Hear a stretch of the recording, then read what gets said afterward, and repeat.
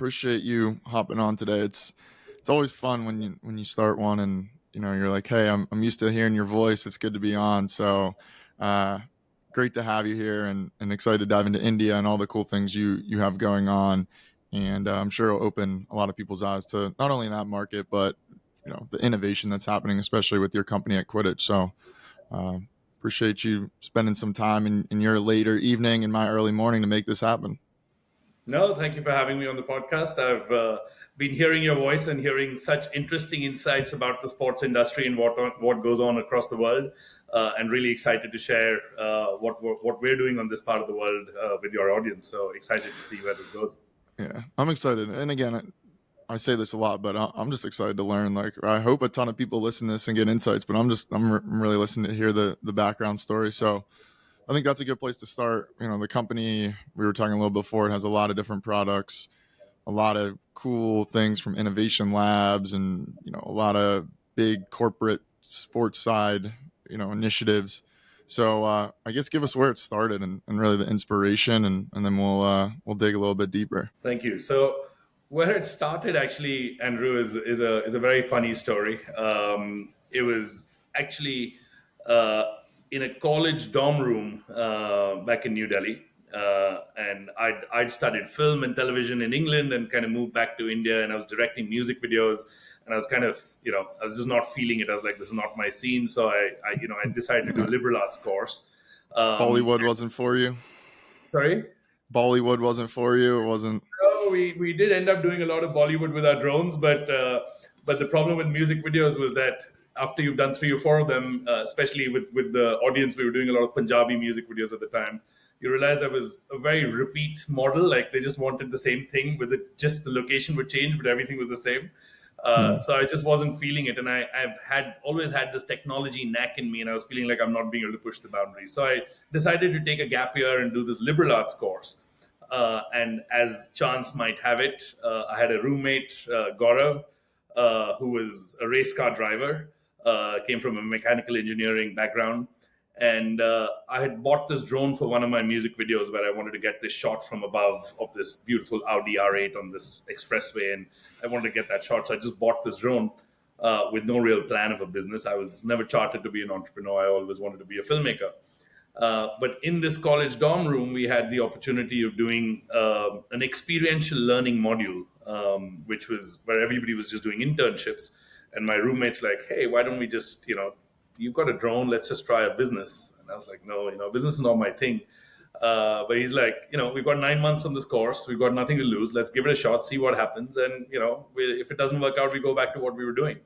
And literally it was as random as that. So the company started literally in a tiny little room that we shared, and we just were doing experiments with drones, and I think just at the end of the course we got the ability to cover the elections with our drone in 2014.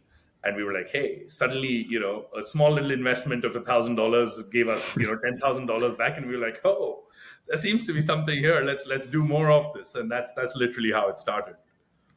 That's awesome. And I've seen that this is episode one, I don't know, nearing 155. And I've heard this multiple times of people, they don't really plan to build a company. They're just doing something sort of on the side and it's almost like it was meant to be. And then it just turns into this really cool thing. So cool to hear that you do the drone. It's going well. Where do you take it? Where are you at today? What does Quidditch look like as a company? Because it's a lot more than just drones filming sports events. Yeah. So I think the first 5 years we were just playing around with drones and seeing what we can do as a business. But I think 5 years in, we wrote out a cold email to the BCCI saying, hey, we believe that drones in cricket can really add a whole different dimension, because you get the IPL at the time had seven or eight different venues. But the match from inside on the broadcast, even though we had almost 30 cameras, would look pretty much the same because the stadium from inside doesn't change as much. But the moment you bring the drone perspective, you've got this really, really interesting vantage point that shows you, the stadium, it shows you the context of the city, and suddenly there's this really larger than life kind of shot. So it was a cold email that we sent out, which then, was followed by almost 2 years of demos that we did. And that got us, into sport, and it got us really excited because it was the perfect culmination of what Gaurav, my co-founder, who's been a cricket fan since childhood, was a race car driver, heavily into his sport. It brought his passions together and my passions of filmmaking, broadcast, technology. All of that kind of just came together in this culmination of sport and tech. And drones is what got us in, but that was just the starting point. Once we got in, we kind of started seeing that there's so much uncharted territory of what we can do. So from the drones, we then evolved to building augmented reality on the drones. So we were the first company in the world that allowed AR to happen in real time. So if you watch any cricket, the fireworks that happen at the end, or the big coin toss that happens in the beginning, all of that is augmented reality graphics that we put out on the drone. Then we brought in this buggy camera, which is the remote control car that goes around. So you get this really nice low angle perspective of what's going on.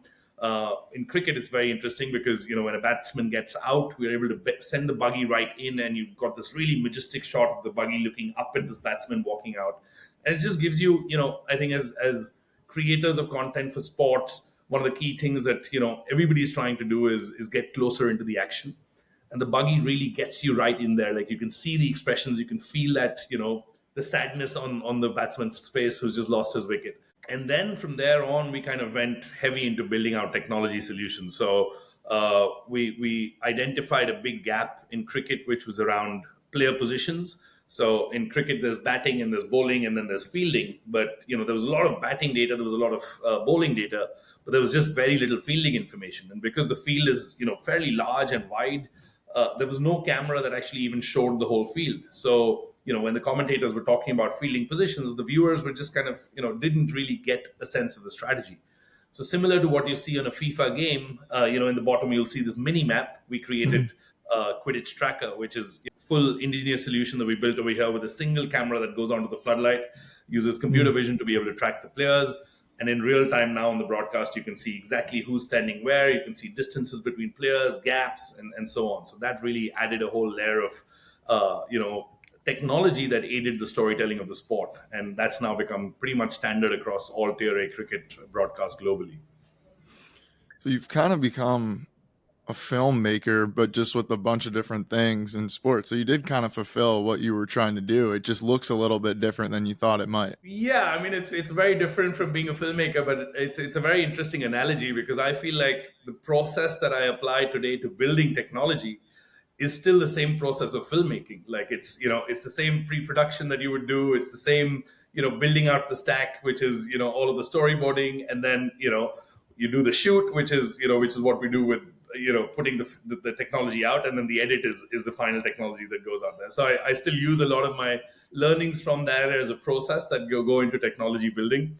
It's a very different experience because it takes a lot longer for technology to get built, and then but then the advantage is that it lasts a lot longer as well. So film has a very short cycle in the market, whereas technology, when you build it, it evolves and it grows and keeps going, and the impact lasts a lot longer, and it makes a really, really huge impact to the end user sitting at home. And I think that's what is most proud for us, which is over the last 5 years, the amount of impact that we've been able to make to the different sports that we are able to work with.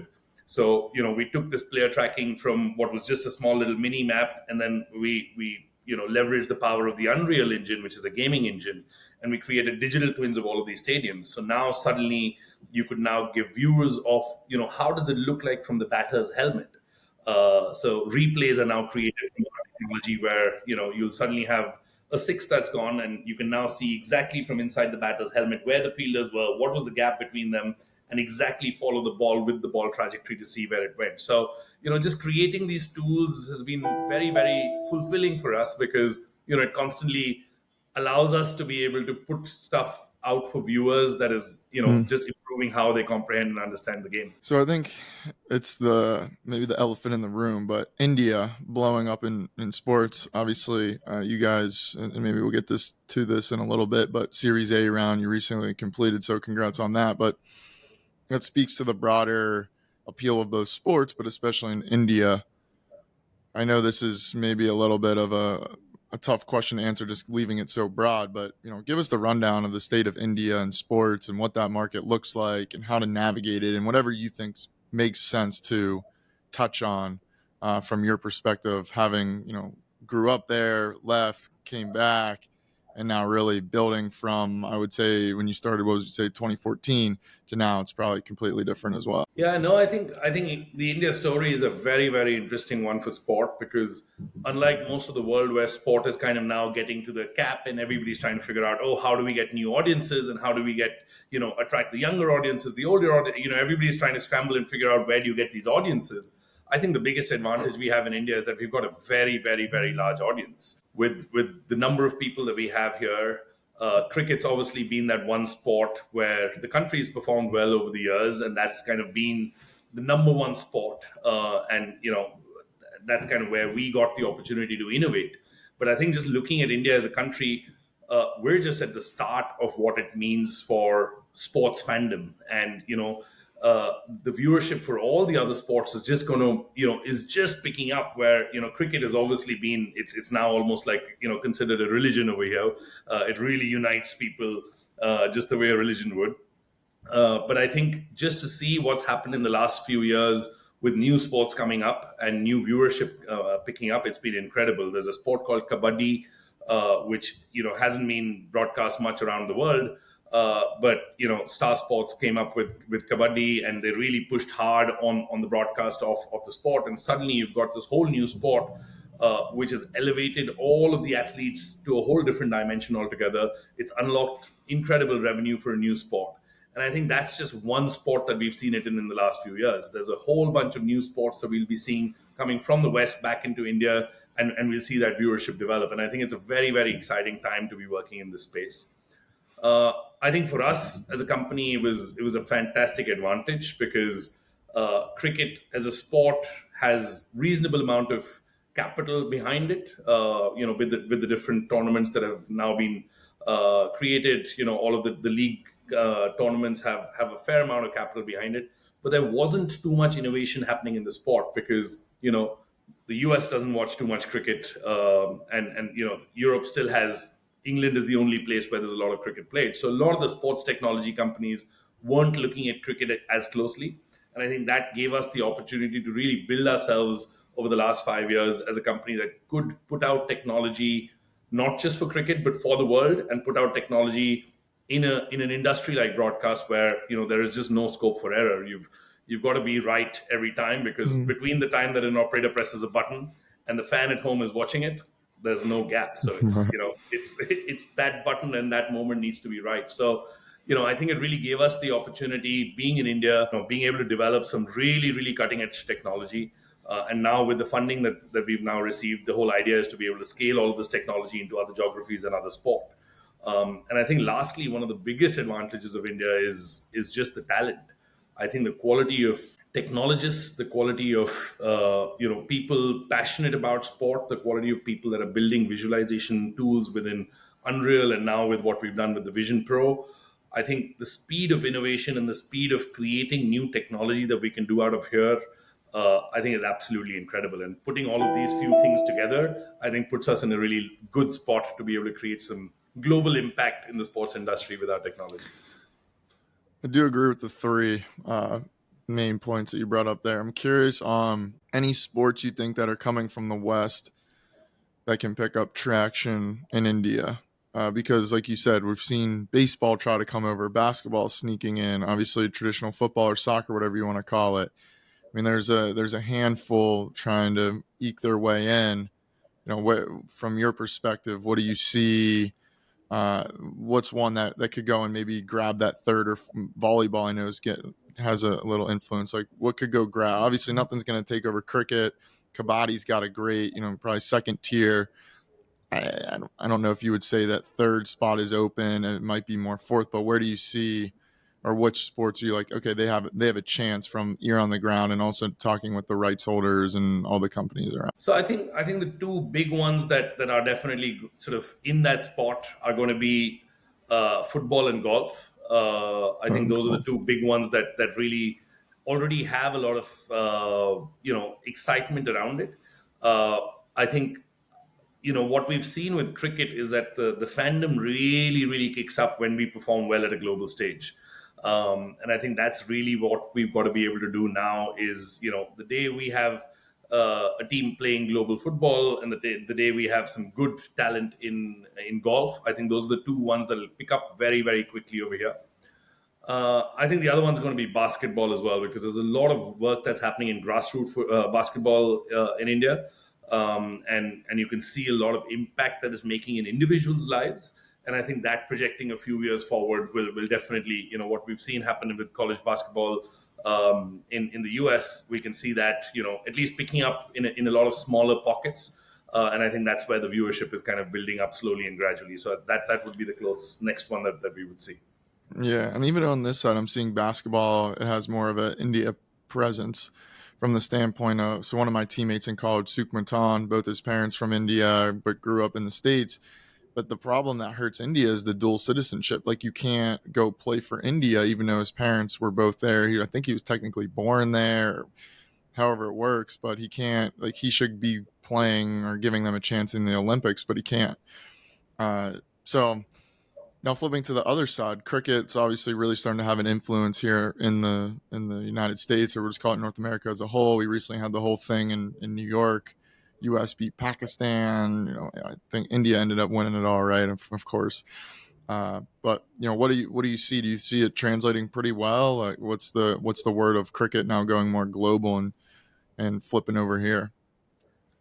Yeah, so I mean, if we just look at what's happened in the last 5 years, almost every country that was cricket playing now has a fairly robust league in place. So, the league stages have really, really picked up and picked up a lot of momentum, both in terms of the amount of viewership and in terms of the value of rights. And I think this attempt that happened in the US, at least from an awareness perspective, was very, very interesting. I think, I don't expect off the back of one World Cup, suddenly American citizens wanting to watch cricket as a passion. Even though it's been quite amazing to see how crazy people are about their sport. Like, they'll literally be flipping Mm-hmm. two channels to watch two different games at the same time. Nuts. So it was really nice to see that. But I think what's really happened with this particular tournament happening in the US is that the awareness of cricket itself as a sport and an important sport for the world has really happened in the US. And I think that's going to play a very big part in the longer term of what happens over there. We've already now seen the Major League pick up a lot more steam than it did in the previous years. We've seen a league come out in Canada as well. And the Indian diaspora in that part of the world and the British diaspora is fairly, fairly large to be able to at least kickstart the momentum of the games that are being played. And I think that's how it'll happen. The transition will start from the diaspora because the passion for the sport is very high. But then I can see it slowly, slowly kind of getting into, just the similarities between cricket and baseball, which is very, very native to the US. It's not a very far off sport. And I feel like, it could get to that point where it, gains a lot more interest than it has right now. And I think at least the awareness has now been built. We should be able to get to the familiarity phase pretty soon, where at least people understand what the rules are and what's going on. And then I guess only time will tell how quickly it picks up in the West. But I think just to see what's happening in England, what's happening in South Africa, Australia, India, just looking at and tracking the rights value of these tournaments, consistently rising, not at small quantums, but almost at between 50 and 100% rises, on an every 5-year deal. These are not small numbers we're talking about anymore. I mean, the IPL now is the second most expensive rights deal in the world after the NFL. So it's not a small sport anymore, and I think it's not reached its peak yet. That's still a lot for it to grow. I'm with you. I'd be curious to see how many sports the world or attention can maintain. And then also back to your point of cricket and baseball, a lot of people don't know this, but cricket was much more popular in the United States. I don't know the time frame, but then baseball sort of came and overtook it at some point. But that's same with rugby and then football. It's interesting how it's sort of flipped and then now it's coming back. But at Quidditch, as you guys now, you're in a similar spot of, you've done well, you've won your niche in India and a lot in cricket. It sounds like you raised a Series A on the back of that. What areas are you targeting? What do you see as interesting countries or regions? What do you see as interesting sports to attack? What's on the roadmap for you guys over there? Sure. So I think with our existing piece of technologies, what we're looking at doing is going after football and golf next. But I think more importantly, what we're doing is we're now building pieces of technology which are far more sport agnostic. So, for example, something that we did during this recent World Cup that happened in the US, we built a product called Quick Flip, which basically takes in the input feed of the 16 by 9 and in real time converts it to a vertical video. And we're suddenly seeing this whole trend of people just wanting to consume TikTok and Instagram Reels, which is all vertical video. So to suddenly have the option to be able to watch your favorite sport in a vertical format, which is now a lot more optimized for the mobile screen, because the 16 by 9 video that was actually created was crafted for television screens, which we just took and put it onto a much smaller screen. But the moment we do this vertical video, you're now producing it very, very specially for this screen size, which gave us, I mean, we were very, very surprised to see the kind of numbers. Almost 30% of the mobile population was viewing it vertically. And it was, that whole engine was powered by our AI. So we were taking in video feeds in real time, finding, we had built attention training mechanisms and all kinds of very interesting, complicated algorithms that found the best place in that whole frame to be able to center on, and was just recenter. And then the directors at the end had the ability to do things like split screen. So you could have a replay on the top and the real video at the bottom, or a moment where two things on the field are important. So, the ball's going to the boundary, and the viewer wants to know, oh, did he go for a second run or not? You could kind of just put both things in there, and the viewer had a much closer view of what was going on. So Quick Flip was a very interesting one, which we built as a very sports agnostic technology stack. So now, anybody that wants to now take their sport and take it vertical, they don't need to now spend millions of dollars to put an additional camera stack, Yeah. which is how a lot of football has done that, NBA has done that, where they put additional cameras. You can just use this technology to be able to do that. So that's one piece that we see, which is going to be very interesting. And we're doing a lot of work with now regenerative AI to be able to do, auto commentary generation and so on as part of the stack. But the other really interesting place where we're spending some amount of our time and attention, and we've kind of built out a whole innovation lab now that allows us to be able to work on these exponential experiments and ideas, is the idea of immersive content. We truly believe that we've kind of maxed out what we can do with traditional 2D content. You've got almost 30 to 40 cameras in the field. You're already on, people have reached to 8K broadcast. Going to that 16K is not going to be that much incrementally better. Your eyes can't see more pixels than you already are seeing. You've got Atmos sound. You've got sound literally coming from every possible direction. So, we've kind of maxed out the number of cameras, the kind of, infrastructure that there is around content acquisition for sport. And we strongly believe that the next big revolution or evolution of this of content consumption is going to be in unlocking that third dimension altogether. Now, whether that's AR, whether that's VR, is yet to be seen, but it's really going to be in bringing the viewer back into the action in a way that, they're right there. And we tested this out for the first time with the ICC. We partnered with the ICC to build out the immersive app on the Apple Vision Pro. And Andrew, it was such an experience to see people put that headset on and just get lost in this game. Like we built it as a highlights tool. So you had a big screen in front so you could see the Right. highlight of video. But what we'd done is, in the moment we got that highlight pushed from WSC, and I believe we've done a podcast with WSC as well. So we pulled in data from the video from WSC, and in that moment itself, we would pull in data from 4 or 5 different sources. So we had all of our player tracking information for that particular ball, so you could look around and see where the fielders were, and the viewer is in the batter's position, so he's right in the center of action. So he can look around, he can click on the player, he can get information about who is standing where, and then as the replay happens, the bowler actually runs up and throws the ball. And just to see people just kind of just freak out and be like, whoa, you could literally That's see cool. the expression on people's faces that they felt like they were standing there.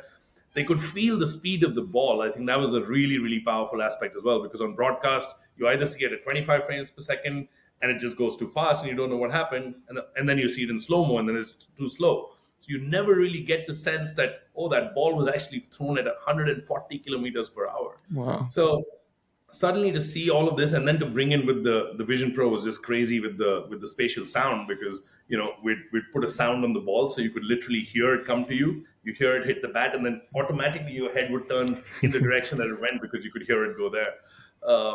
So I feel like it's still very early stages for that technology, but at the same time, sport is one of those things which is, amongst the last few things where lives still make sense. And then to be able to see it immersive, I think there's a lot that can happen there in the next few years, and we are very confident and excited about what we can create in that space for for different sports across the globe.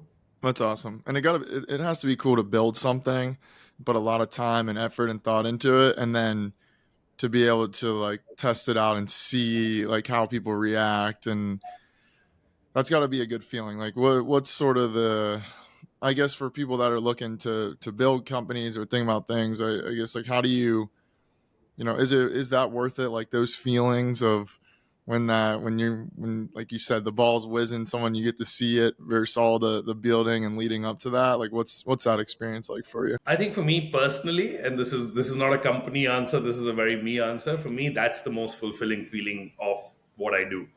To be able to have an idea in your head, and then a few weeks or months later, in some cases a few years later, actually see somebody experience that idea. That journey from going from just a creative thought that came out of nothing to then actually become something that people are experiencing, and not just experiencing as, oh yeah, that's cool, let's swipe to the next thing, but actually engaging with it and going, and just wanting to spend more time in it. Like, there were times where we would tell them, okay, there's somebody waiting there, right? Just give me, like, can I just see one more ball? And you could Yeah. truly feel that they were really feeling it. And I think the fulfillment as an entrepreneur, as an individual, that I feel in that process of creation is for me the most powerful experience. I think for me, there's nothing more fulfilling than seeing that whole cycle get complete.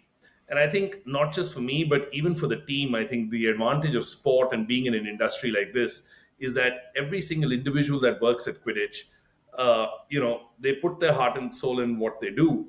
And the beauty of the outcome of what they do is that they can be sitting at home with their family and friends and watching the game, and suddenly point out and say, hey, that technology that you see Mm, there, we that's built cool. that part of that. And just that Yeah. feeling that they experience, just to be able to sit with their loved ones and really point out on what their contribution was in that experience, is a really, really powerful binding experience across the organization. So I feel there's a lot in that feeling, and I think it means a lot, not just to me, but to a lot more people in the company as Yeah. well.